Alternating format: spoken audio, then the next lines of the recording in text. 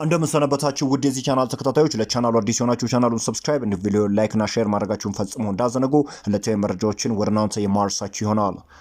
ማንቸስተር ዩናይትድ እና ማንቸስተር ሲቲ በፍራንሲስኮ ትራንጌ ላይ አይናቸውን አሳርፈዋል። የተጫዋቹ ክለብ የሆነው ስፖርቲንግ ሊዝበን ታዲያ ተጫዋቹ ክለባቸውን እንዳይለቅ ኮንትራት ማራዘም ይፈልጋል። እንዲሁም ተጫዋቹን ፈልጎ የሚመጣ ክለብ አንቀጹ ላይ ሰፈረውን 80 ሚሊዮን ዩሮ የመክፈል ግዴታ እንዳለበት ይታወቃል። ይህ ተጫዋች በአሞሪም ስር እንደ ትክክለኛ 10 ቁጥር የተጫዋች ሲሆን በአሁኑ ሰዓትም በ23 ጨዋታዎች 18 ጎሎችን ከበረም ማዋሃድ የቻለ ድንቅ ተጫዋች እንደሆነም ይታወቃል። ማንቸስተር ዩናይትድ በናይጄሪያው የፊት መስመር ተጫዋች ቪክተር ኦሲሜን ላይ ያለው ፍላጎት አሁንም ድረስ እንደቀጠለ ታውቋል። ቢሆንም ግን ማንቸስተር ዩናይትድ በክረምቱ የዝውውር መስኮት ምን ያህል ገንዘብ ኢንቨስት እንደሚያደርግ አለማወቁ በዝውውሩ ላይ ተጨባጭ ነገር እንዳይኖረው አድርጎታል። እስካሁን ባለው መረጃ ግን ከፍላጎት በዘለለ ምንም አይነት የላቀ ሁኔታ ላይ ያልተደረሰ ሲሆን በተጨማሪም ተጫዋቹ ደሞዙን እንደማይቀንስም ተመላክቷል። ፖርቹጋላዊው የማንቸስተር ዩናይትድ አምበል ብሩኖ ፈርናንዴዝ እንግዲህ ፉልሃም ማንቸስተር ዩናይትድን በገጠመበት ጨዋታ እንግዲህ ድንቅ እንቅስቃሴ ማሳየቱ ይታወሳል። እንዲህም ሲል አስተያየቱን ሰጥቷል። በዚህ ውድድር እስከ መጨረሻው የመጓዝና ዋንጫውን የማንሳት ትልቅ ህልም ነበረኝ።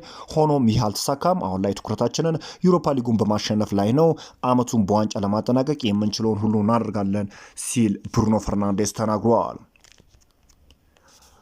ሪያል ቤትስ አንቶኒን በቋሚ ውል ለማስፈረም በሚቀጥሉት ቀናት ከማንቸስተር ዩናይትድ ጋር ድርድር ለመጀመር አቅዷል። የስፔኑ ክለብ ተጫዋቹን የግላቸው ለማድረግ ከ20 እስከ 25 ሚሊዮን ፓውንድ ለማንቸስተር ዩናይትድ ለማቅረብ ተዘጋጅተዋል። ነገር ግን ዩናይትዶች ከተጫዋቹ ቢያንስ ከ40 እስከ 50 ሚሊዮን ፓውንድ ይፈልጋሉ።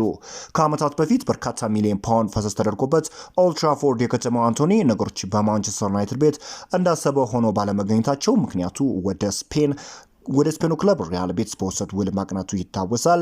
ሆኖም ይህ ተጫዋች በሪያል ቤትስ እያሳየ ባለው ድንቅ አቋም የተለያዩ ክለቦችን ትኩረት እየሳበ የሚገኝ ሲሆን የጣሊያኑ ክለብ ዩቬንቱስ ጨምሮ 2 የሳውዲ ሊግ ክለቦች በአንቶኒ ዶስ ሳንቶስ ላይ ፍላጎት አሳይተዋል። የ17 ዓመቱ ታዳጊ ቺዶ ኦቢ ማርቲን ባለፉት የማንቸስተር ዩናይትድ ጨዋታዎች ላይ በዋናው ቡድን ተቀላቅሎ እድል እየተሰጠው እንደሚገኝ ይታወቃል። እንዲሁም በልጁ እንቅስቃሴ የተደሰቱት አሰልጣኝ ሮበን አሞሪም ቺዶ ኦቢ ማርቲን ተጨማሪ የመጫወቻ ጊዜ ለመስጠት እያሰቡ እንደሆነ ታውቋል። በተጨማሪም አሰልጣኙ በሳምንቱ መጨረሻ አርሰናልን በሚገጥምበት ጨዋታ ተጫዋቹ ቋሚ አሰላለፊ ውስጥ የማካተት ሀሳብ እንዳላቸውም መረጃዎች ይጠቁማሉ። አንድሪ ኦናና ምንም እንኳን መጥፎ የውድድር ዓመት እያሳለፈ ቢገኝም አሁንም ቢሆን ማንቸስተር ዩናይትድን መልቀቅ እንደማይፈልግ ተነግሯል።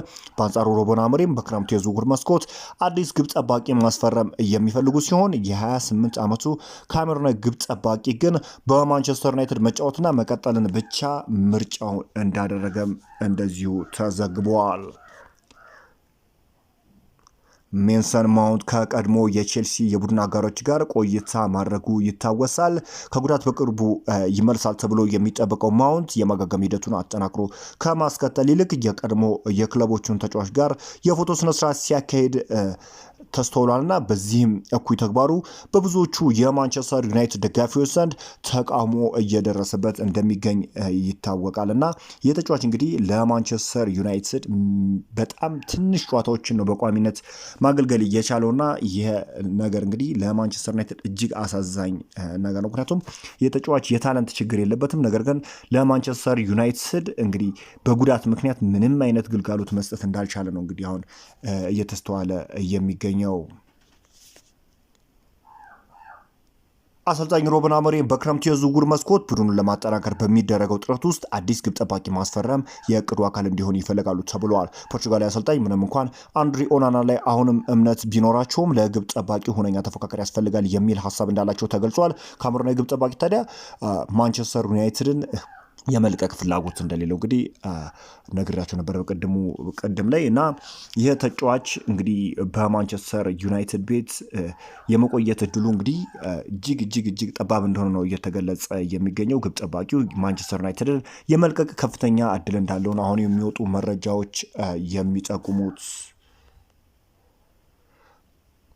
እንግዲህ በመቀጠልም እንግዲህ ስለ ቺዶ ኦቢ ማርቲን አንዳንድ ነገር ልበላችሁ። እንግዲህ የተጫዋች ማንቸስተር ዩናይትድ በተለይም ደግሞ ፉልሃምን በገጠመበት ጨዋታ ድንቅ እንቅስቃሴን ማሳየት ችሎ ነበርና 3 የግብ ሙከራዎችንም እንደዚሁ ማድረግ ችሎ ነበር። ነገር ግን በጣም አሳዛኝ ሁኔታ የማንቸስተር ዩናይትድ ሰዎች ቺዶ ኦቢ ማርቲንን በዩሮፓ ሊግ ቡድን ለማካተት ቢሞክሩም ጉዳዩ የማይቻል እንደሆነ ተነግሯል።